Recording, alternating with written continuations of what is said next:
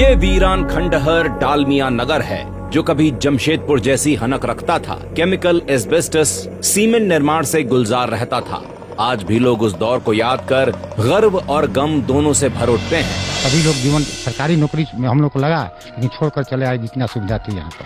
2000 से ऊपर कंपनी की ओर से क्वार्टर अलॉटमेंट था अपने श्रमिकों के लिए, जिसमें बिजली फ्री और पानी 24 घंटा दिया जाता था।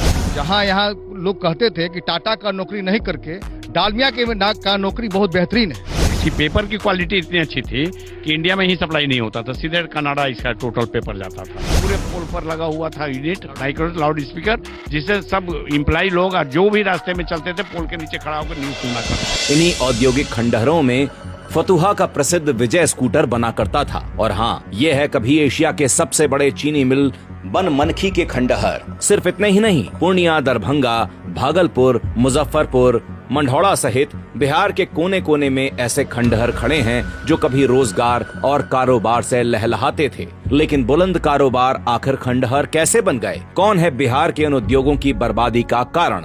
कौन है वो गुनहगार जिसने बर्बाद किया कारोबार और छीन लिया रोजगार? तो जवाब है लालू और कांग्रेस।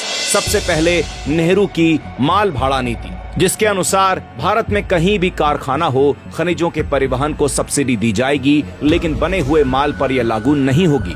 नतीजा, बिहार के खनिजों से दूसरे राज्य तो फले फूले, लेकिन बिहार के उद्योग बने हुए माल पर कम मुनाफा के कारण बिहार छोड़ने लगे।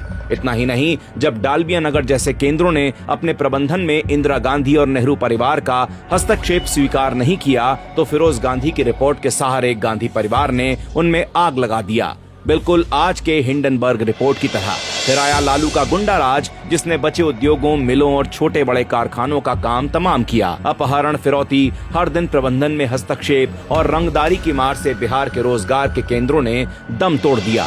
1951 तक जिस बिहार में पूरे भारत की 6.51% रजिस्टर्ड फैक्ट्री थी, पूरे देश के 56 में से 33 चीनी मिलें और मात्र चीनी मिलों का रोजगार प्रतिशत ही 29.5% था, उसे लालू कांग्रेस ने इस कदर बर्बाद किया जिसका दंश बिहार झेल रहा है।